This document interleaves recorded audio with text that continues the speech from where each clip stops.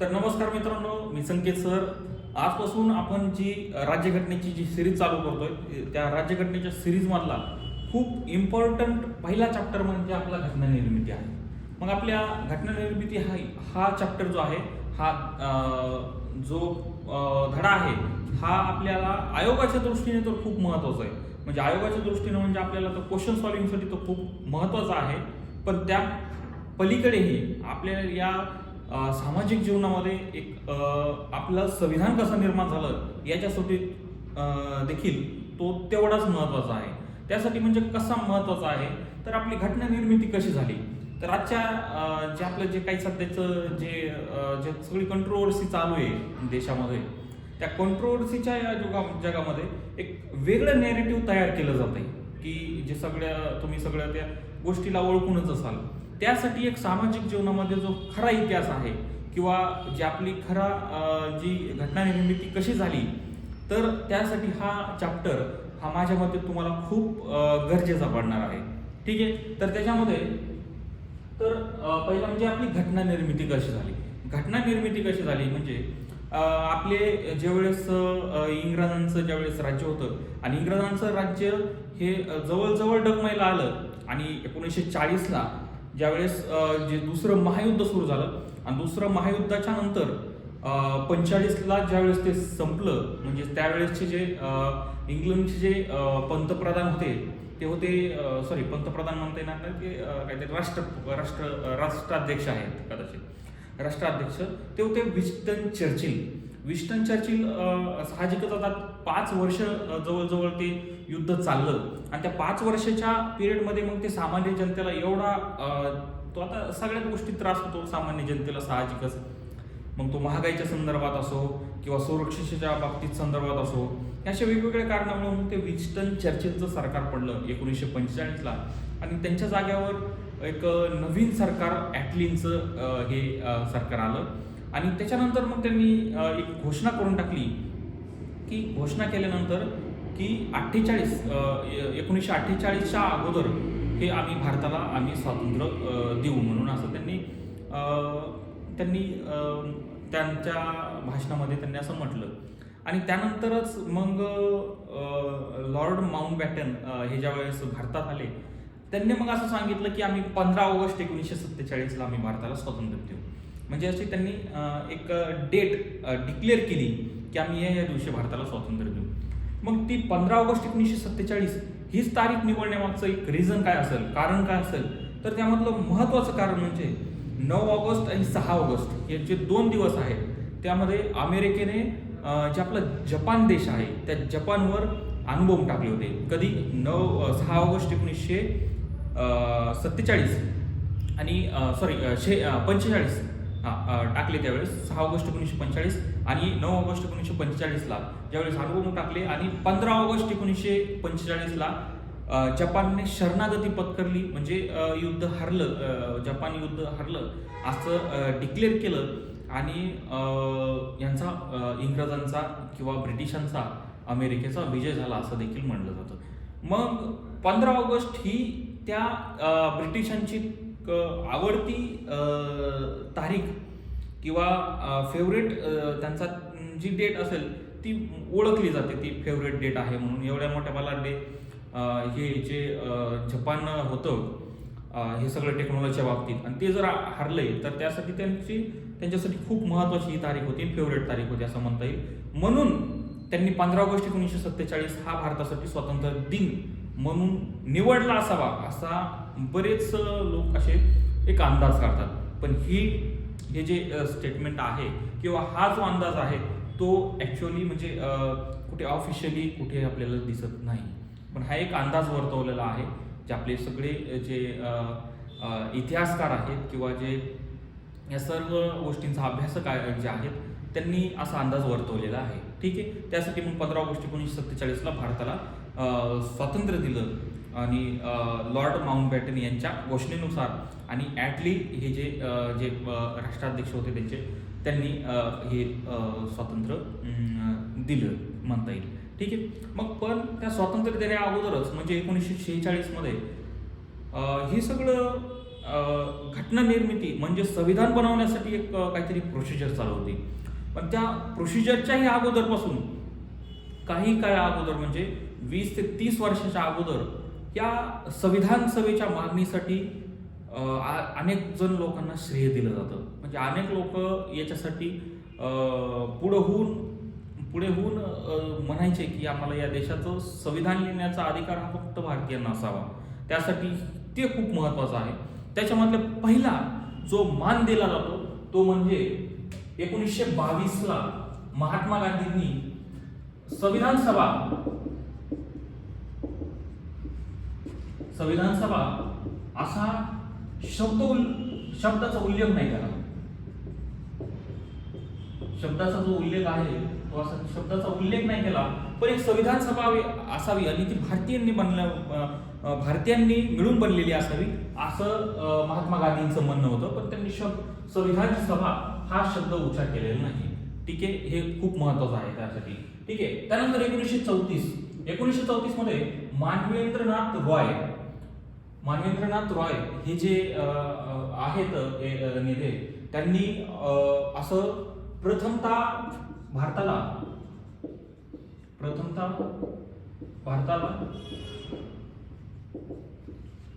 संविधान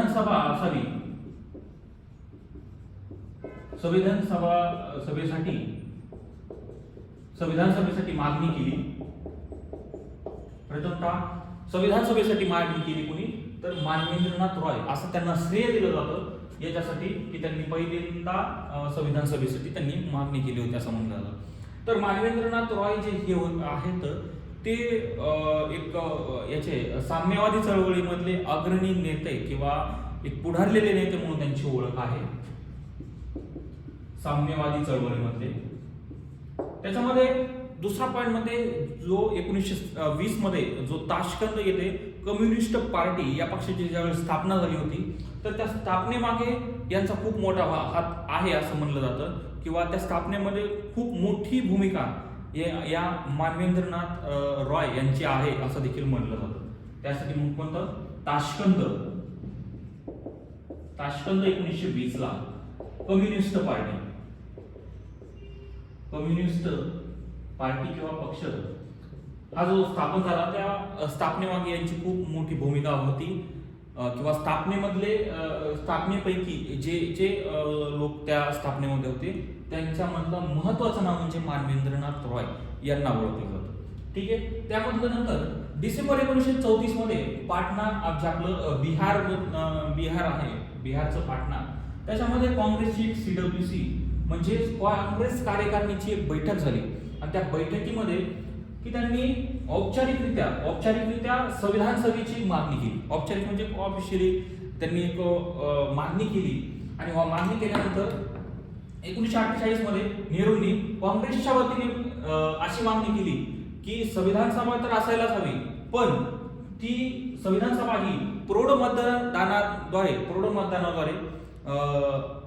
मतदानाद्वारे निर्माण करण्यात आलेली संविधान सभा अशी काँग्रेसच्या वतीने पंडित जवाहरलाल नेहरू यांनी ही मागणी केलेली आहे.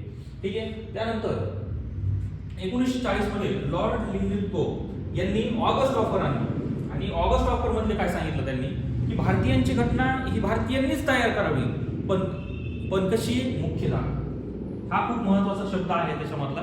तर भारतीयांची घटना ही मुख्यतः भारतीयांनी तयार करावी. मग साहजिकच मुख्यताचा अर्थ म्हणजे कसं की मेजॉरिटीने आपण भारतीय त्यामध्ये असणार, पण त्याच्यामध्ये ब्रिटिश देखील असणार. याचा अर्थ देखील याच्यामध्ये ब्रिटिश देखील असणार याच्यामध्ये. मग तो महत्वाचा पॉइंट आहे.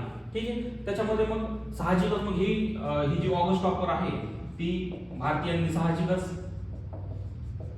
नाकारली. ठीक आहे, त्याचं एकच कारण म्हणजे ते आपलं मुख्यतः शब्द असल्यामुळे. ठीक आहे, त्याच्यानंतर 1942 आल्यानंतर सर स्टॅफर्ड क्रिप्स यांनी सांगितलं किंवा हे भारतात आल्यानंतर की त्यांनी असं जाहीर केलं की भारतीयांची घटना ही पूर्णतः भारतीयांनी बनवली पाहिजे. म्हणजे पूर्णतः भारतीय असतील त्या संविधान सभेमध्ये आणि संविधान सभा जी घटना बनवणार आहे, संविधान बनवणार आहे, त्याच्यामध्ये पूर्णतः भारतीयांचा समावेश असेल असं त्यांनी सांगितलं. त्यानंतर मे 1946 त्याच्यामध्ये cabinet mission plan. Cabinet mission प्लॅनलाच त्रिमंत्री योजना असं देखील म्हटलं जातं बघा. त्रिमंत्री योजना, कॅबिनेट मिशन प्लॅनलाच त्रिमंत्री योजना असं देखील म्हटलं जातं. मग त्यानुसार कॅबिनेट प्लॅन मिशन नुसार या सर्व जे संविधान सभा आहे त्या गोष्टीला सर्व संविधान सभेला सुरुवात झाली आणि तिथून म्हणता येईल आपल्याला. मग त्यानंतर जी कॅबिनेट मिशन प्लॅन आहे तो कॅबिनेट मिशन प्लॅन कशा प्रकारे काम करतो तो आपण पुढे पाहूया. तर जे पुढचं जे काही आपले जे कॅबिनेट मिशन प्लॅननुसार जी तरतुदीनुसार या सगळ्या निवडणुका होणार होत्या, निवडणुकानंतरच्या कोणत्या जागा जाहीर झाल्या त्यासाठी आपण तो खूप महत्त्वाचा पाहून घेऊया. तर 389 जागांसाठी ह्या कॅबिनेट मिशन प्लॅननुसार किंवा त्रिमंत्री योजनेनुसार या सर्व संविधान सभेसाठी सुरुवात झाली. त्यामध्ये मग 389 जागांनुसार 292 जागा या 392 जागा या ब्रिटिश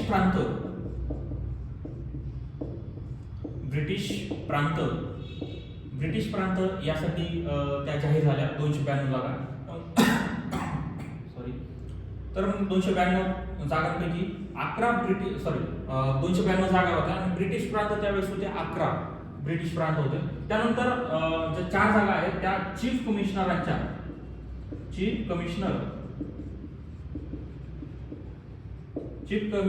प्रांतासाठी होत्या. त्या चीफ कमिशनरच्या प्रांतासाठी. त्याच्यामधला पहिला ते जे 4 प्रांत होते त्यामधले पहिला कोणता आहे दिल्ली, सेकंड आहे आपला कुर्ग म्हणजे आपलं जे कर्नाटकचा जो प्रदेश आहे तो, ठीक आहे. त्याच्यानंतर बलुचिस्तान हे जे आता पीओके मध्ये येतं. आणि त्यानंतर बलुचिस्तान झाल्यानंतर अजमेर मारवाड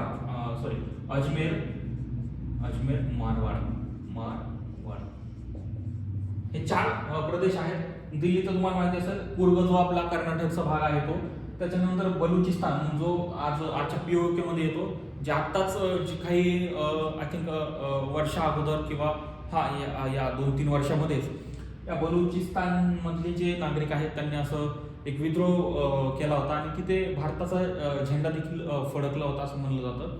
आणि की अशा घोषणा देखील म्हणली जाते की भारताने आम्हाला तुमच्यामध्ये सामील करून घ्यावं असं त्या तिथल्या काही नागरिकांचं असं मत होतं, ठीक आहे. त्याच्यानंतर अजमेर मारवाड हे राजस्थान मधला प्रदेश आहे, ठीक आहे. मग हे चीफ कमिशनरचे प्रांत जे होते त्यासाठी 4 प्रांत हे 4 जागा असणार. त्यानंतर ज्या 93 जागा आहेत त्या संस्थानिकच्या आहेत. या संस्थानिकांसाठी जाहीर करण्यात आल्या 93 जागा. मग संस्थानिक किती होते आपल्या त्यावेळी, तर 562 संस्थान. म्हणजे 562 संस्थांपैकी 93 जागा याच्यासाठी दिल्या होत्या. म्हणजे आता प्रत्येक 562 ला प्रतिनिधित्व देणं म्हणजे शक्य नाही, प्रत्येकाला जागा देणं शक्य नाही. त्याचं कारण असं की या 562 संस्थानिकांपैकी असे काही संस्थानिक होते जे आपल्या एखादं जर गाव असेल तर त्या गावापेक्षाही कमी किंवा लहान असे हे संस्थानिक होते. त्यामुळे मग ते प्रत्येकाला शक्य नव्हतं, म्हणून त्या 562 संस्थानिकांना मिळून अशा 93 जागा त्यांनी जागा अशा जाहीर केल्या, ठीक आहे. त्याच्यामधला मग पुढचा पॉइंट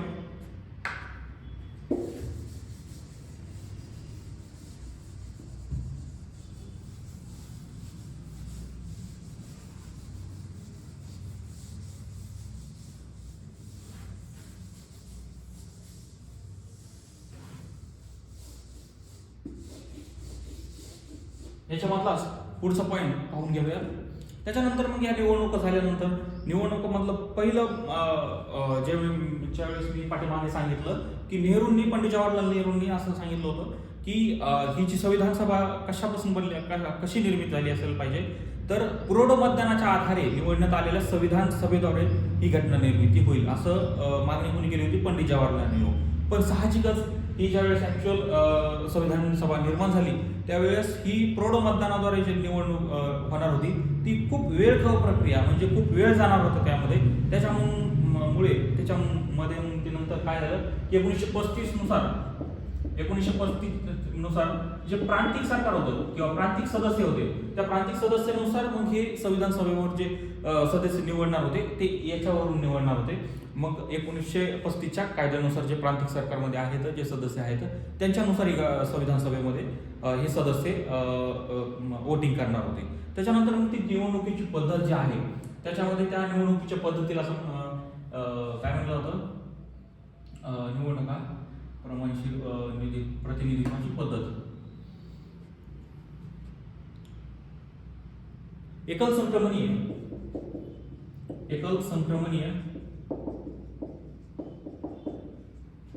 प्रमाणशीर प्रतिनिधित्वाची पद्धत.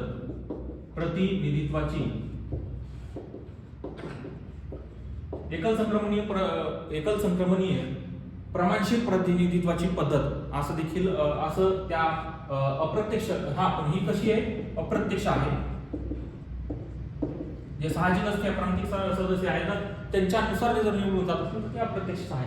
जसं आपल्याला सध्याच्या घडीला कसं जे आपले काय म्हणता येईल राज्यसभेचे सदस्य आहेत किंवा आपले जे इव्हन राष्ट्रपती आहेत किंवा उपराष्ट्रपती आहेत की यांना कसं निवडलं जातं, ते अप्रत्यक्षपणे निवडलं जातं. ठीक आहे, त्याच्यामध्ये तो महत्वाचा पॉईंट असणार आहे.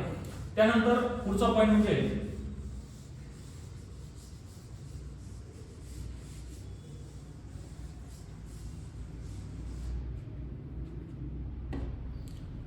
पुढचा पॉईंट म्हणजे आपला ही जी निवडणूक होणार आहे ही साधारणतः 10 लाख लोकसंख्येमागे 10 लाख लोकसंख्या ज्या आहे त्या लोकसंख्येमागे एक सदस्य असा एक क्रायटेरिया साधारणपणे त्यांनी निश्चित केला आणि 10 लाख पाठीमागे लोकसंख्ये पाठीमागे एक सदस्य अशी जाहीर त्यामध्ये केलेलं आपल्याला पाहायला मिळतं. ठीक आहे, त्याच्यानंतर म्हणून यामध्ये सर्व समाजाच्या प्रतिनिधित्वांना सर्व समाजाच्या नेत्यांना याच्यामध्ये प्रतिनिधित्व मिळावं म्हणून त्या या जागेचे 3 गटात विभाजन केलं त्यांनी.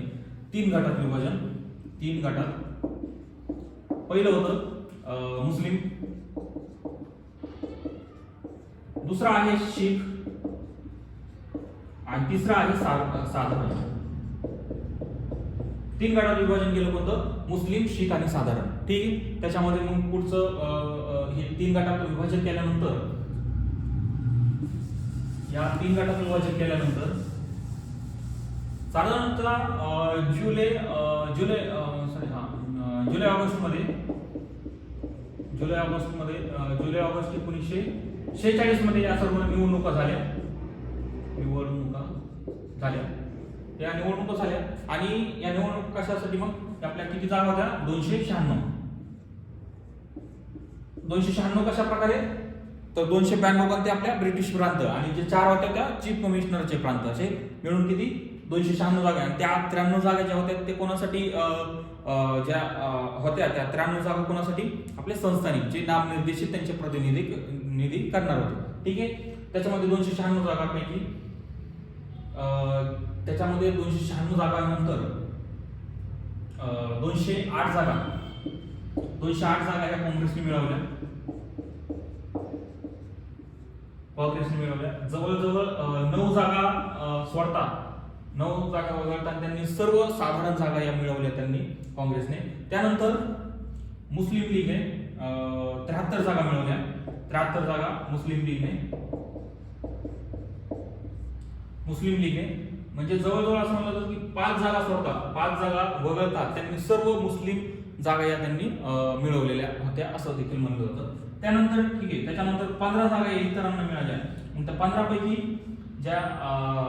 पैकीच्या 7 जागा आहेत, त्या 7 जागा म्हणजे प्रत्येकी एका पक्षांना मिळाल्या. ते पक्ष कोणते कोणते पाहू द्या. पहिला होता युनियनिस्ट पार्टी. ही पंजाबमधील जमीनदारांची पार्टी होती होती असं म्हणलं जाईल. ठीक आहे, त्याच्यानंतरच मग त्यामध्ये पुढे चालून या युनियनिस्ट पार्टीमध्ये 2 गट पडले किंवा 2 गट बाहेर पडले असं म्हणता येईल. मग पहिला गट होता युनियनिस्ट युनियनिस्ट पार्टी. ठीक आहे, त्यानंतर दुसरा गट होता तो युनियनिस्ट अनुसूचित जाती. ठीक आहे, हे झाले 3 पक्ष. त्यानंतर पुढचा आहे कृषक प्रजा पार्टी. कृषक प्रजा पार्टी ही बंगालमधील जमीनदारांची पार्टी होती असं म्हणलं जातं. बंगालमधील साहजिक असे जे सर्व नेते होते किंवा जे पक्ष होते ते सहसा जमीनदार किंवा मोठ्या लोकांचेच आपल्याला पाहायला मिळतात सहसा. पण बाकी जे आहेत म्हणजे आपले डॉक्टर बाबासाहेब आंबेडकर असतील, जो आता त्यांचा पुढचा जो आहे पक्ष, अशा लोकांचे म्हणजे जे समाजसुधारक आहेत यांचे देखील आपल्याला पक्ष पाहायला मिळते. मग पुढचा पक्ष कोणता आहे? Schedule Caste Federation. Schedule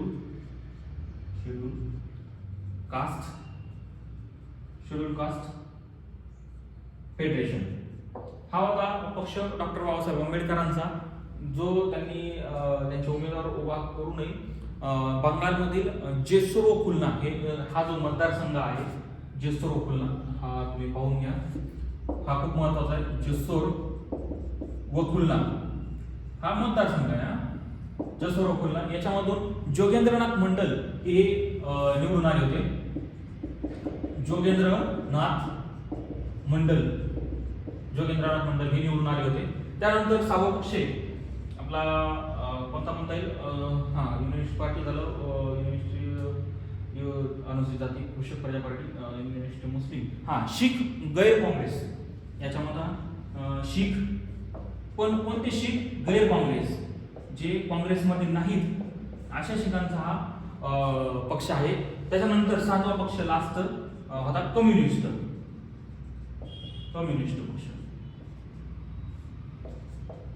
communist पक्ष. त्याच्यामध्ये खूप महत्वाचे unionist party, unionist Muslim party, unionist अनुसूचित जाती पार्टी, त्यानंतर कृषक प्रजा पार्टी जी बंगालमधील जमीनदारांची पार्टी होती. त्यानंतर शेड्यूल कास्ट फेडरेशन ही डॉक्टर बाबासाहेब आंबेडकरांचा पक्ष होता. त्यानंतर शीख गैर काँग्रेस हा देखील पक्ष आहे आणि कम्युनिस्ट पार्टी. ही 7 पक्ष या प्रत्येकी एक जागा यांना मिळाली आणि त्याच्यानंतर जे 8 जण होतात त्या 8 पैकी या पक्षांना जागा मिळाल्या अपक्षांना. म्हणजे किती? 15 पैकी 7 जागा यांना कोणाला? प्रत्येकी एका पक्षाला आणि 8 जागा या अपक्षांना मिळाल्या. ठीक आहे.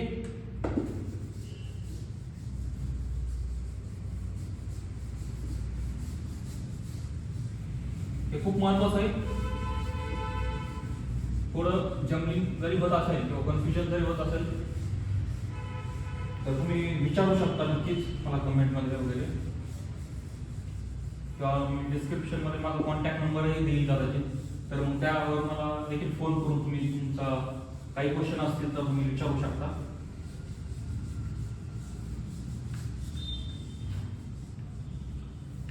त्याच्यामध्ये नंतर पण हे सर्व झाल्यानंतर, निवडणुका झाल्यानंतर खूप महत्वाचं म्हणजे या कोणत्याच या सर्व ज्या 296 जागा आहेत या 296 जागांपैकी ही जरी प्रौढ मतदानाद्वारे जर निवडणुका झाल्या नसतील पण त्या प्रत्येक भारतीय समाजातल्या प्रत्येक गटांना याच्यामध्ये प्रतिनिधित्व आपल्याला पाहायला मिळतं. म्हणजे कसं पाहायला मिळतं? मग त्यामध्ये हिंदू असतील, मुस्लिम असतील, शीख असतील, अँग्लो इंडियन असतील, जे भारतीय ते काय म्हणतात आपल्या भारतीय ख्रिश्चन देखील असतील, त्यानंतर अनुसूचित जाती असतील, अनुसूचित जमाती असतील, महिला असतील, या सर्वांना त्याच्यामध्ये प्रतिनिधित्व पाहायला आपल्याला मिळते. ठीक आहे. त्याच्यामध्ये अजून एक महत्वाचा पॉईंट म्हणजे 2 व्यक्ती खूप महत्वाच्या याच्यामध्ये गरजेचे आहेत आपल्याला लक्षात ठेवायसाठी. त्यामधले पहिले होते महात्मा गांधी आणि दुसरे मोहम्मद अली जिना. हे 2 महत्वाचे म्हणजे व्यक्ती, राष्ट्रीय पातळीवर काम करणारे माणसं, हे 2 व्यक्ती संविधान सभेमध्ये यांचा सहभाग नव्हता किंवा हे सदस्य झाले नाहीत. हे खूप महत्वाचं. या आयोगाचा हा बराच वेळी PYQ देखील राहिलेला आहे. ठीक आहे. त्यासाठी हे खूप महत्वाचं आहे. ठीक आहे. त्यानंतर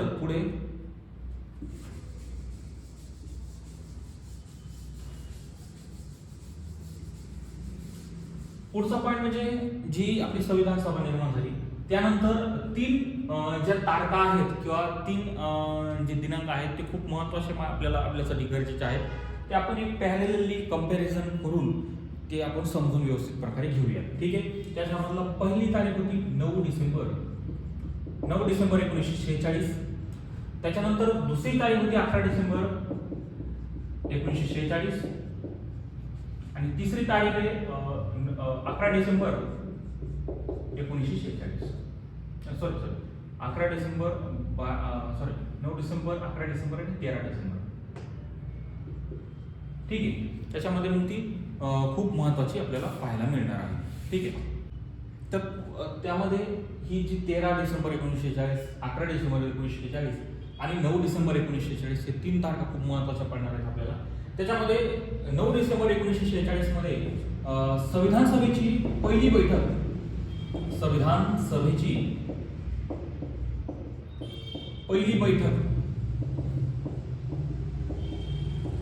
या दिवशी झाली. संविधान सभेची पहिली बैठक 9 डिसेंबर 1946 ला झाली आणि त्याच्यामध्ये मग ती कुठे झाली तर नवी दिल्ली किंवा न्यू दिल्ली जे आहे त्याच्यामधला जे आपले जी जुनी संसद होती, आता जी नवीन संसद बनलेली, पण त्या जुन्या संसदेमधला कॉन्स्टिट्यूशन हॉल म्हणून ओळखला जायचा. त्या कॉन्स्टिट्यूशन हॉल म्हणजे त्यावेळेसचा कॉन्स्टिट्यूशन हॉल आणि त्यानंतर आपल्याकडे ज्यावेळेस ती संसद पूर्णतः आली त्यावेळेस त्या कॉन्स्टिट्यूशन हॉलला the central hall of parliament house असं देखील त्या हॉलला म्हणलं जातं. त्याच्यामध्ये कोणता कॉन्स्टिट्यूशन हॉल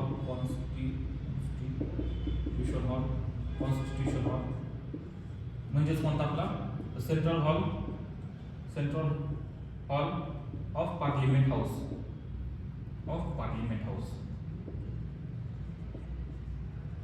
ठीक आहे. याच्यामध्ये मग खूप महत्वाचं म्हणजे या दिवशी आता मग संविधान सभेची बैठक सुरू झाली, पण याच्यामधलं पहिला महत्वाचं म्हणजे की या सर्व गोष्टीसाठी मग आता आपल्याला अध्यक्ष तर पाहिजे.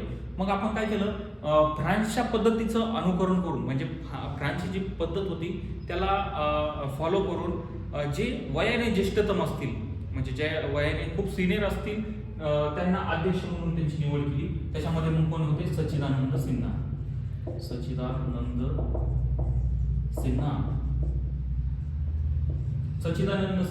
हे असं म्हणलं जायचं की ते वयाने एवढे सिनियर होते किंवा वयाने एवढे जास्त होते की ते असं उभं राहिले तरी असे थरथर करायचे, असं देखील वयाने ते असं म्हणलं जायचं. त्याच्यामध्ये मग सच्चिदानंद सिन्हा हे वयाने सिनियर असल्यामुळे मग त्यांना अध्यक्ष केलं आणि त्यांच्या नावाची जी शिफारस आहे ही जे.बी. कृपलानी यांनी केली. त्याच्यामध्ये मग ते खूप महत्वाचं आहे सच्चिदानंद सिन्हा. पण याच्यानंतरच मग पहिल्या बैठकीनंतरच दुपारची जे बैठक होणार होतं दुपारनंतर, तर मग सच्चिदानंद सिन्हा यांची तब्येत बिघडल्यानंतर मग त्यांनी सांगितलं की उपाध्यक्ष कोणी दुसऱ्यांना कोणाला तुम्ही निवडू शकता. ठीक आहे. मग उपाध्यक्ष म्हणून निवडलं गेलं फ्रँक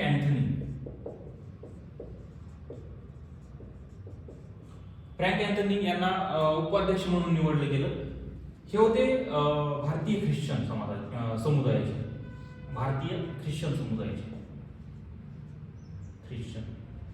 आता भारतीय ख्रिश्चन म्हणजे कोणते, जे इंग्रज आले आणि इंग्रजांपासून ज्यांनी धर्म स्वीकारला इंग्रज आल्यानंतर ते भारतीय ख्रिश्चन म्हणजे ते नव्हे.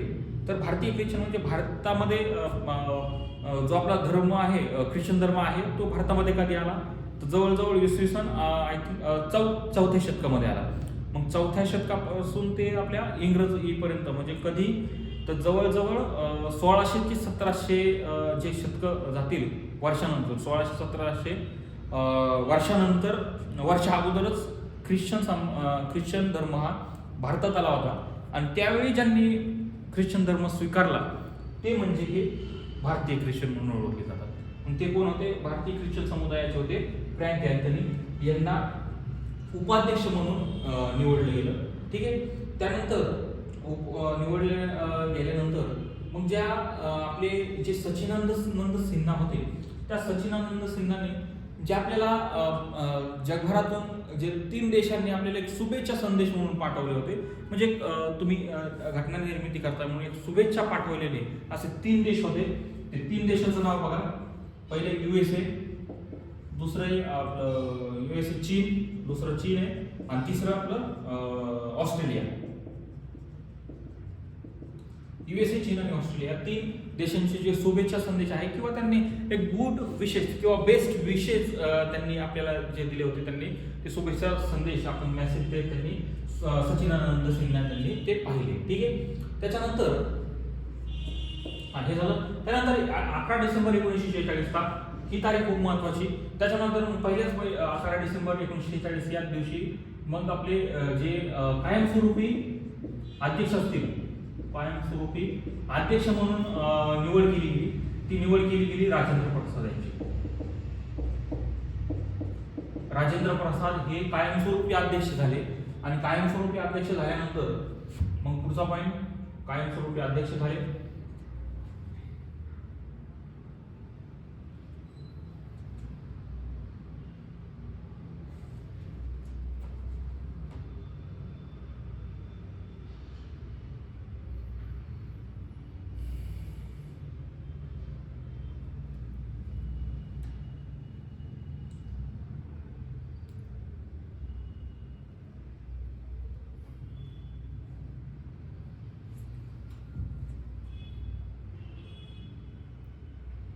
तर मग कायमस्वरूपी अध्यक्ष ज्यावेळेस डॉक्टर राजेंद्र प्रसाद हे झाले, त्याच्यामध्ये मग त्यांची नावाची शिफारस कोणी केली होती? शिफारस केली होती JB कृपलानी यांनी. JB कृपलानी यांनी केली शिफारस. आणि मग त्या शिफारसला अनुमोदन ज्यावेळेस कोणीतरी शिफारस करतं आणि त्याला एक पाठीने अनुमोदन देणं, म्हणजे त्यांनी अनुमोदन कोणी दिलं? मग अनुमोदन दिलं सरदार वल्लभभाई पटेल यांनी. सरदार वल्लभभाई पटेल यांनी दिलं. आणि त्यानंतर मग त्यांना आसनस्थ केलं, त्या अध्यक्षीय खुर्चीमध्ये आसनस्थ केलं. ते कोणी केलं? JB कृपलानी आणि मौलाना अबुल कलाम आझाद. म्हणजे आसनस्थ करणे म्हणजे कसं, आता 2024 मध्ये तुम्ही पाहिलं असेल, जे आपले लोकसभेचे जे अध्यक्ष होते, लोकसभेच्या अध्यक्षाच्या निवडणूक जे आपले ओम बिर्ला जे आहेत ते, त्यांच्या निवडीनंतर मग त्यांना आसनस्थ कोणी केलं होतं? तर पंतप्रधान नरेंद्र मोदी यांनी आणि विरोधी पक्षनेते आपले राहुल गांधी जे आहेत, त्या दोघांनी त्यांना अध्यक्षीय खुर्चीमध्ये त्यांना आसनस्थ केलं होतं. तसंच एक प्रोसिजर पद्धतीने. ठीक आहे. मग हे खूप महत्वाचं आहे. त्यानंतर पुढचं पॉईंट म्हणजे आसनस्थ केल्यानंतर त्यामध्ये आसनस्थ केल्यानंतर याच दिवशी सर BN राव, सर BN राव यांना संविधान सभेचे कायदेशीर घटनात्मक सल्लागार म्हणून त्यांची निवड करण्यात आली. त्यांची निवड ही कोणी केली होती? तर व्हायसरॉय लॉर्ड वेव्हेल यांनी केली होती. लॉर्ड वेव्हेल यांनी सर BN राव यांची नेमणूक केली होती किंवा निवड केली होती. पण यामध्ये खूप महत्वाचं म्हणजे सर BN राव हे संविधान सभेचे सदस्य नव्हते. हे खूप महत्वाचं लक्षात ठेवा. कायदेशीर घटनात्मक सल्लागार आहेत पण ते संविधान सभेचे सदस्य नाही. मग त्यानंतर 13 डिसेंबर 1946 हा जो दिवस आहे त्याच्यामध्ये मग हा कशासाठी महत्वाचा आहे? तर पंडित जवाहरलाल नेहरूंनी आपल्याला पाहायला मिळतं की संविधान सभेमध्ये उद्देश पत्रिका म्हणजेच ऑब्जेक्टिव्ह रिसॉल्युशन ही उद्देश पत्रिका त्यांनी मांडली. मग ही उद्देश पत्रिका कशाशी संबंधित होती? तरी आपल्या सर्व घटना निर्मितीच्या किंवा संविधान सभेची जी जो काही तत्व असतील किंवा त्या तत्वांचा जो सार असेल तो या उद्देश पत्रिकामध्ये आपल्याला पाहायला मिळेल. उद्देश पत्रिका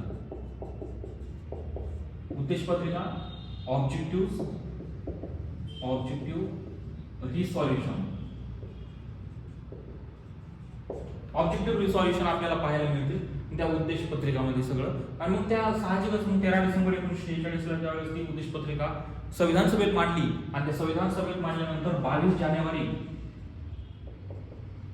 1947 ला संविधान सभेने या उद्देश पत्रिकेला संमत केलं. ठीक आहे. म्हणून त्यानंतर अजून एक महत्त्वाचा पॉईंट म्हणजे उद्देश पत्रिका जी आहे त्या उद्देश पत्रिकावरूनच आपल्या घटनेची जी प्रस्तावना किंवा जे आपला प्रस्ताविका आहे किंवा सरनामा आहे तो प्रस्ताविका या उद्देश पत्रिकावरून बनवलेला आहे. तर महत्त्वाचं म्हणजे प्रस्तावना किंवा प्रस्ताविका किंवा जो सरनामा आहे तो महत्त्वाचा कशा पद्धतीने असतो तर आपल्या पूर्ण घटनेची एक प्रस्तावना म्हणून बनवलेली असते. म्हणजे एखादं जर पुस्तक तुम्ही जर वाचायचं म्हणलं किंवा आपले संविधान जर वाचायचं म्हणलं तर हे संविधान सभेची सभा ही संविधान आपलं भारतीय संविधान हे कोणत्या तत्वावर आधारलेलं आहे तर मग ते तत्व कोणते जाणून घ्यायचे असतील तर ती प्रस्तावना किंवा प्रस्ताविका किंवा सरनामा वाचून देखील आपल्याला त्यामधले जे आपले संविधानाचे जे तत्व आहेत ते आपल्याला कळतात. आणि ते प्रस्ताविके ही कशावरून बनवलेली आहे तर ती उद्देश पत्रिकावरून त्याचा आधार घेऊन बनवलेली आहे असं देखील आपल्याला म्हणता येईल. ठीक आहे. त्याच्यानंतर पुढचं मग 22 जानेवारी 1947 झालं. त्यानंतर मग 25 जानेवारी 1947 ही तारीख लक्षात ठेवा. 1947 या दिवशी एच सी मुखर्जी यांना उपाध्यक्ष म्हणून निवडलं, संविधान सभेचे उपाध्यक्ष म्हणून निवडलं. ठीक आहे. तर हे खूप महत्वाचं आहे. हे सगळे तुम्ही व्यवस्थित लक्षात ठेवा. हे खूप की पॉइंट्स खूप महत्वाचे आपल्याला ठरणार आहेत. तर याच्यामध्ये मग घटना निर्मिती आणि जे काही संविधान निर्माण झाल्यानंतर याच घटना निर्मितीला किंवा संविधान सभेला 2 कामं देण्यात आली. मग ते 2 कामं कोणते तर पहिलं काम होतं त्यांचं घटना निर्मिती करणं, घटनेची निर्मिती करणं हा पहिला पॉईंट आहे. घटना निर्मिती करणं. आणि दुसरा महत्वाचा होता म्हणजे हीच घटना निर्मिती हेच कायदे मंडळ म्हणून देखील जाहीर केलं होतं. तर हे कायदे मंडळ म्हणजे कायदे बनवणं, कायदे मंडळ म्हणून जाहीर केलं, कायदे करणार. मग घटना निर्मिती ज्यावेळेस चालू असेल त्यावेळेस त्याचे अध्यक्ष होते, आपले जे अध्यक्ष असतील ते होते डॉक्टर राजेंद्र प्रसाद. आणि जे कायदे मंडळ म्हणून ज्यावेळेस काम करेल त्याचे अध्यक्ष होते मावळणकर, जी.बी. मावळणकर. हे खूप महत्वाचं आहे. हे दोन्ही पिढीवरती आलेले आहेत. हे मावळणकर हे जे आहेत यांच्यावर देखील क्वेश्चन आलेलं आहे, त्यासाठी हे खूप महत्वाचं आहे. ठीक आहे. त्याच्यानंतर पुढचा पॉईंट आपले मसुदा समिती.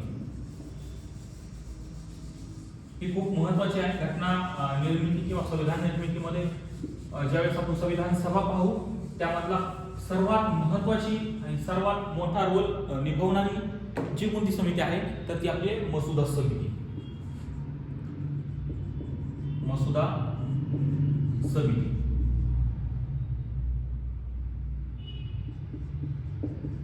मसुदा समिती ही खूप महत्वाची आहे. तर मग साहजिकच या मसुदा समितीचं नेमकं काम काय असणार हे सुरुवातीला सांगतो तुम्हाला की मसुदा समिती कशासाठी तर मसुदा म्हणजे हे जे आपलं संविधान तयार करायचं आहे हे जे संविधान तयार करण्यासाठी जो मसुदा तयार करण्यात येणार आहे तो मसुदा तयार करण्याचं काम हे याच्यामधल्या अध्यक्ष आणि सदस्यांचं काम होतं. ठीक आहे. पण साहजिकच यामध्ये पूर्णतः 7 सदस्य होते. पण या 7 सदस्यापैकी 9 जणांनी याच्यामध्ये काम केलंय, या समितीमध्ये काम केलंय असं देखील आपल्याला म्हणता येणार आहे. ठीक आहे. मग साहजिकच तुमच्या आमच्या माहितीनुसार या मसुदा समितीचे अध्यक्ष कोण होते? अध्यक्ष हे डॉक्टर बाबासाहेब आंबेडकर. डॉक्टर बाबासाहेब आंबेडकर. आता आम्ही डॉक्टर बाबासाहेब आंबेडकरांना एवढं जवळच्या पद्धतीने आपण सर्वांना आपल्याला बाबासाहेब माहिती आहे म्हणून त्यांचं इंट्रोडक्शन या ठिकाणी आपल्याला तरी एवढं डीपमध्ये द्यायची मला काय असं हे वाटत नाहीये. कारण डॉक्टर बाबासाहेब आंबेडकरांना आजही जगभरात म्हणजे जगभरामध्ये एक knowledge of symbol of knowledge म्हणजे एक शिक्षणाचंच चिन्ह म्हणून ज्या बाबासाहेबांकडे पाहिलं जातं त्या बाबासाहेबांनी आपलं या भारत देशाचं संविधान लिहिलेलं आहे. त्यासाठी मग ते खूप महत्वाचं आहे आणि आपलं खरंच भाग्य आहे. त्या बाबतीत आपण खरंच भाग्यवान आहोत की आपलं भारतीय संविधान हे डॉक्टर बाबासाहेब आंबेडकरांनी बनवलेलं आहे. त्याच्यामध्ये मग कंपॅरिझन जर करायचं म्हटलं तर मग 15 ऑगस्ट 1947ला तर 2 देश स्वतंत्र झाले होते. मग 2 देश कोणते तर भारत आणि पाकिस्तान. आणि 2 भारत आणि पाकिस्तान स्वातंत्र्य दिलं आणि त्यांना अमर्याद अधिकार दिले होते. त्या अधिकार म्हणजे कोणते, की त्यांना त्यांची स्वतःची घटना बनवण्यासाठी अमर्याद अधिकार देण्यात आले होते. पण हे खूप महत्त्वाचं आहे, कारण पाकिस्तानच्या आता जी स्थिती पाहत आहात सगळे, तर त्यामध्ये पाकिस्तानचं 2-3 वेळेस ती सर्व ती सत्ता उलथापालट झालेली आपल्याला पाहायला मिळते. संविधान बदललेलं देखील पाहते. पण आजही कित्येक वर्ष, 75+ वर्ष झाले, पण आजही आपलं संविधान जशाच तसं बाबासाहेबांच्या दूरदृष्टीने आजही संविधान, आपला देश हा व्यवस्थितपणे चाललेला दिसतोय. ठीक आहे. त्यानंतर मग अध्यक्ष डॉक्टर बाबासाहेब आंबेडकर, त्यानंतर पुढचे एन गोपालस्वामी अय्यंगार. एन गोपालस्वामी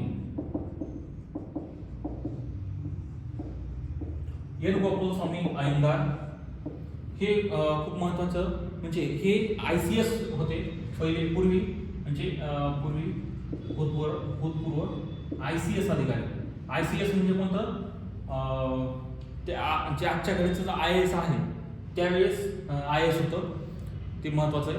ते IAS देखील होते. आणि त्यानंतर 1937 ते 43 या दरम्यान ते जम्मू आणि काश्मीरचे PM देखील होते, म्हणजे पंतप्रधान देखील राहिलेले. तर ठीक आहे. त्याच्यानंतर संयुक्त राष्ट्रामध्ये भारताचे प्रतिनिधित्व देखील त्यांनी केलेले. ह्या जे जम्मू काश्मीरचा जो विवाद होता किंवा वाद होता, त्यानंतर 370 कलम बनवण्यात देखील त्यांचा खूप मोठा रोल होता असं म्हटलं जातं. पण हे खूप महत्त्वाचं, म्हणजे 370 कलमाला डॉक्टर बाबासाहेब आंबेडकरांचा विरोध होता.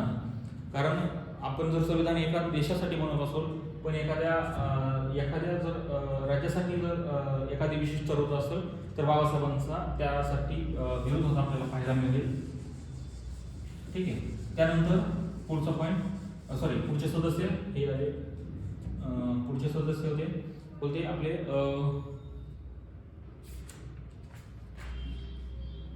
अल्लादी कृष्णस्वामी अय्यर. अल्लादी कृष्णस्वामी अय्यर. अय्यंगार आणि अय्यर हे खूप थोडं कन्फ्युजिंग वाटेल, पण ते खूप महत्वाचं आहे. हे मद्रास प्रांताचे ॲडव्होकेट जनरल होते. मद्रास प्रांताचे ॲडव्होकेट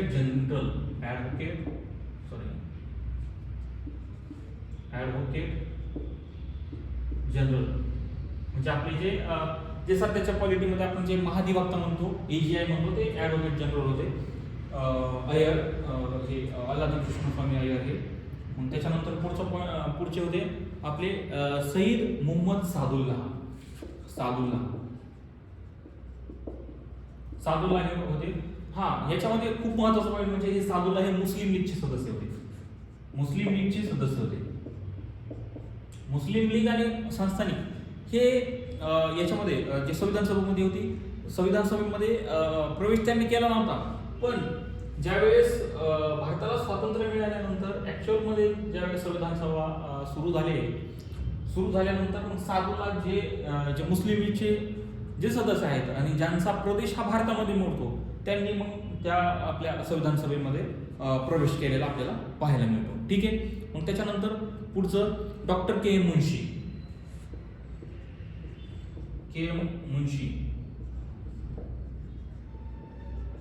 हे खूप महत्वाचे आहेत. त्या म्हणजे पुढच्या पण बाबतीत आपल्याला काही ठिकाणी आपल्याला हे पाहायला मिळणार. हे बॉम्बे प्रांताचे, त्यावेळेस बॉम्बे प्रांताचे हे गृहमंत्री होते. त्यानंतर पुढचे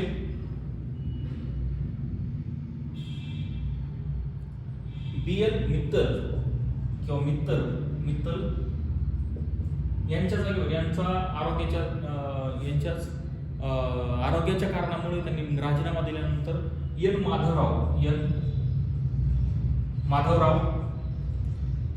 हे महत्वाचे. मित्तल त्यांनी आरोग्याच्या कारणामुळे त्यांनी राजीनामा दिल्यानंतर एन माधवराव हे सदस्य बनले. आणि त्यांच्यानंतर एन माधवराव हे कोण होते, तर म्हैसूर राज्याचे दिवाण होते. त्याच्यानंतर पुढचे आपले कोणते, TT कृष्णमाचारी हे देखील सदस्य होते. तर हे DP खेतान डी.पी. खेतान यांचा मृत्यू झाल्यानंतर हे टी.टी. कृष्णमाचारी हे या संविधान सभेमध्ये आले होते. याच्यामध्ये मग खूप महत्त्वाचे फॅक्ट म्हणजे कोणते तर टी.टी. कृष्णमाचारी सोडता हे बाकीचे जे सर्व आहेत सदस्य किंवा अध्यक्ष असे हे सर्व वकील होते. आणि जे टी.टी. कृष्णमाचारी आहेत हे होते उद्योजक होते. उद्योजक म्हणजे आजही काही ठिकाणी टीटीके म्हणून काही जे ब्रँड्स आहेत बघा, ते ब्रँड्स आजही आपल्याला मार्केटमध्ये पाहायला मिळतील. ते मग ते उद्योजक होते आणि हे बाकीचे सर्व वकील होते. त्याच्यामध्ये मग के.एम. मुन्शी जर सोडले तर यांच्यामध्ये हे फक्त काँग्रेसचे होते. याच्यामध्ये के.एम. मुन्शी यांना सोडलं तर बाकीचे जे सर्व जर आहेत ते काँग्रेसच्या संबंधित नाहीत आपल्याला पाहायला मिळेल. म्हणजे याच्यामध्ये खूप म्हणजे जरी असं म्हणलं, जरी टीका विरोधकांनी केली की भारताची घटना ही मुख्यतः काँग्रेसने केली आहे, तर असं बिलकुल नाही. तर या जी मसुदा समिती होते म्हणजे त्यांचा फक्त एकच सदस्य हा काँग्रेसच्या संबंधित होता. बाकी हे सर्वजण वेगवेगळ्या पक्षातील किंवा अपक्ष म्हणून निवडून आलेले. ठीक आहे, त्यासाठी मग ते खूप महत्त्वाचे आहे. ठीक आहे, ही समिती खूप महत्त्वाची आहे, तुम्ही सर्व लक्षात ठेवा. आणि हे 7 सदस्य कशासाठी म्हणलो मी, हे 7 सदस्य ऍक्च्युअल मध्ये होते, पण 9 सदस्यांनी काम केलं. असं का म्हणलं तर मग एन माधवराव आणि डी.पी. खेतान हे आता डी.पी. खेतान एक्सपायर झाले म्हणून त्यांनी त्यांच्या जागेवर टी.टी. कृष्णमाचारी हे आले. त्याच्यानंतर एन माधवराव यांनी त्यांच्या आरोग्याच्या कारणामुळे त्यांनी राजीनामा दिल्यानंतर मग मित्तल हे आले. त्याच्यामध्ये मग खूप महत्त्वाचा पॉईंट म्हणजे हे बऱ्याच लेखकांनी देखील जाहीर केलेलं नाहीये की त्यांच्या पुस्तकामध्ये आपल्याला पाहायला मिळत नाहीये.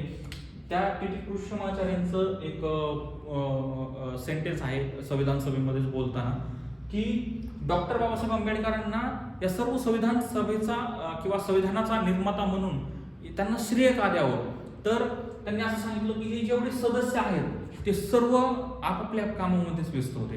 म्हणजे या सर्व सदस्यामधून दोन सदस्य हे देशाबाहेर होते, 2 सदस्य हे दिल्ली बाहेर होते आणि हे जे 2 आहेत ते तर याच्या आरोग्याच्या कारणामुळे व्यस्तच असायचे. म्हणून या सर्व सदस्यापैकी फक्त संविधान निर्माता म्हणून बाबासाहेबांना का नाव द्यावं, तर त्यांनी ते टी.टी. कृष्णमाचार्यांनी कारण सांगितलं होतं. म्हणून आपण आजही भारतीय राज्यघटनेचे शिल्पकार कोणाला म्हणतो, तो डॉक्टर बाबासाहेब आंबेडकरांना म्हणतो. त्यासाठी हे खूप महत्त्वाचं आहे, आपल्याला पाहायला मिळणार. ठीक आहे, तर पुढची महत्त्वाची माहिती म्हणजे डॉक्टर बाबासाहेब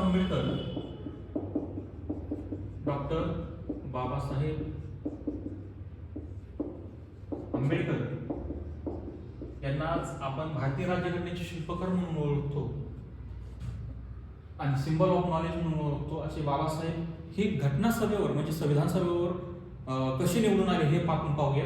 तर बाबासाहेबांचा पक्ष होता शेड्यूल कास्ट फेडरेशन, म्हणजे जो 1942 मध्ये तो स्थापन झालेला होता 1942 ला. आणि डॉक्टर बाबासाहेब आंबेडकर हे सुरुवातीला बॉम्बे प्रांतामधून हे निवडणुकीला उभे राहिले. म्हणजे कोणते बॉम्बे प्रांतामधून. मग साहजिकच ते आपले जुलै ऑगस्ट 1946 जे निवडणुका झाल्या त्यासाठी, त्यामध्ये मग साहजिकच बॉम्बे प्रांतामधून निवडणूक उभी राहिल्यानंतर मग त्यांना महत्त्वाचं म्हणजे सरदार पटेल जे असतील, सरदार पटेल आपले जे काही डावे पक्ष असतील या सर्वांनी विरोध केला. आणि डावे पक्ष असतील किंवा इतर काँग्रेसचे जे नेते होते त्यांच्या विरोधामुळे बाबासाहेब हे बॉम्बेमधून निवडून येऊ शकले नाही. पण त्यांची जी बंगालमध्ये जेसोर व खुलना हा जो मतदारसंघ आहे, तर या मतदारसंघामधून मग बाबासाहेबांचे जे सहकारी होते जोगेंद्रनाथ मंडल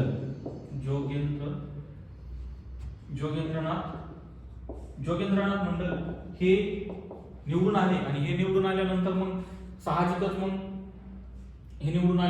जोगेंद्रनाथ बाबासाहेब निवडणुकीत हारल्यामुळे मग जोगेंद्रनाथ मंडल यांनी स्वतःच्या जागेचा राजीनामा दिला आणि त्या राजीनामा दिल्यानंतर जेसोर आणि खुलना या मतदारसंघातून बाबासाहेब परत उभा राहिले आणि परत निवडून या या संविधान सभेवर निवडून गेले.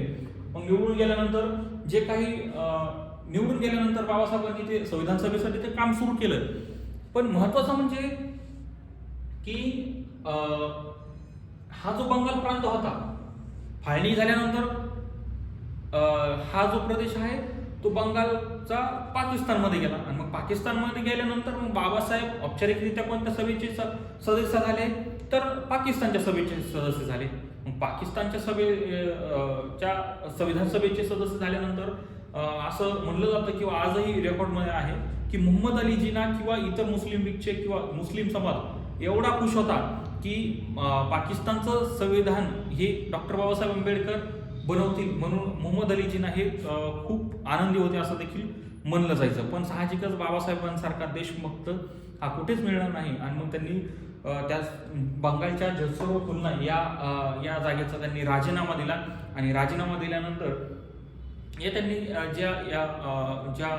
ज्या पिरियडमध्ये ज्यांनी बाबासाहेबांनी जेवढं काम केलं होतं मग त्यांना या पंडित जवाहरलाल नेहरू असतील किंवा सरदार पटेल असतील किंवा इतर काँग्रेसचे नेते असतील मग त्यांना ती निकड जाणवली की बाबासाहेबांशिवाय घटना निर्मिती करणं शक्य होणार नाही आणि जरी ते शक्य झालं तरी डॉक्टर बाबासाहेब आंबेडकरांशिवाय ती जरी शक्य झाली तरी ती घटना किंवा संविधान ते जास्त काळ किंवा चिरकाळ टिकणार नाही असं त्यांना ज्यावेळेस निकड जाणवली मग त्यांनी परत मुंबईमधून जे नारायण काहीतरी काय नाव त्यांचं बॉम्बेमधून बॉम्बेमधून जे निवडून आले होते जे आपले M.R. जयकर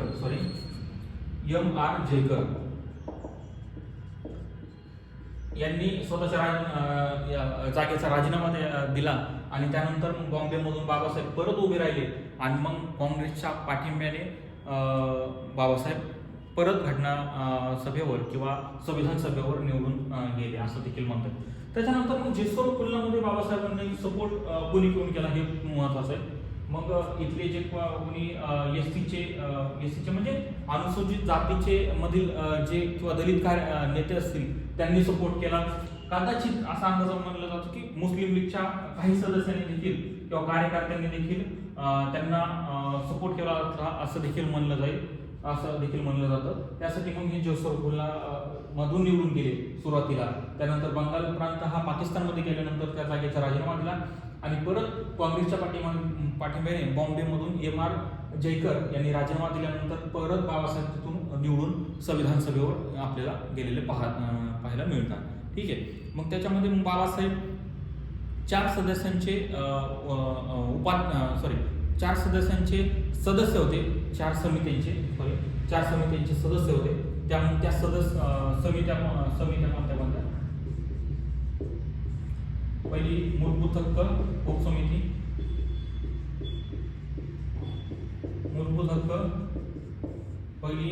हक्क उपसमिती, दुसरी मूलभूत हक्क सल्लागार समिती, दुसरी आहे सल्लागार समिती, तिसरी आहे अल्पसंख्याक उपसमिती,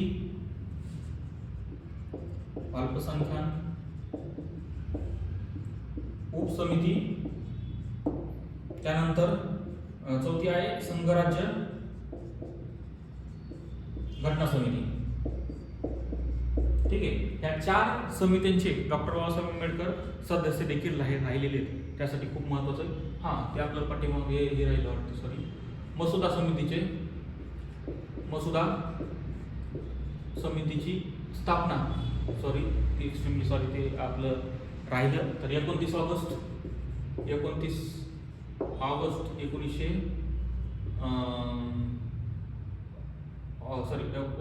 1947 ला मसुदा समितीची स्थापना झाली होती आणि 30 ऑगस्ट 1947 ला डॉक्टर बाबासाहेब आंबेडकरांची अध्यक्ष म्हणून निवड झाली होती. हा रेफरन्स आहे 29 आणि 30 ऑगस्टचा विविध पुस्तकांमधून आपल्याला पाहायला मिळेल. पण जो आयोगाचा PYQ आहे तर त्या PYQ मध्ये बाबासाहेबांची निवड 29 ऑगस्ट 1947 ला झाली असं देखील PYQ मध्ये मांडलेलं आपल्याला पाहायला मिळते. ठीक आहे, त्यासाठी मग हे खूप महत्वाचं आहे.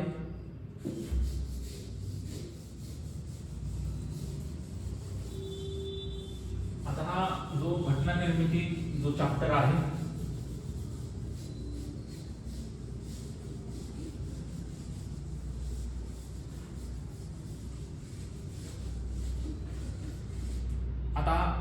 आता हा जो घटना निर्मिती चॅप्टर आहे तो खूप मोठा असल्याने किंवा लेंदी असल्यामुळे आपण त्याचे 2 पार्ट करूया. मग हा पार्ट 1 राहील आणि अजून दुसरा जो व्हिडिओ येईल तो पार्ट 2 करूया. ठीक आहे, तर मग हे लेक्चर आवडले असल्यास या लेक्चरला लाईक करा, कमेंट करा, शेअर करा, सबस्क्राईब करा आणि बेल आयकॉन देखील प्रेस करा. आणि अजून काही जर क्वेश्चन असतील तर मला तुम्ही डायरेक्ट कॉन्टॅक्ट देखील करू शकता. मी तुम्हाला डिस्क्रिप्शनमध्ये माझा कॉन्टॅक्ट नंबर देखील देत आहे. ठीक आहे, धन्यवाद.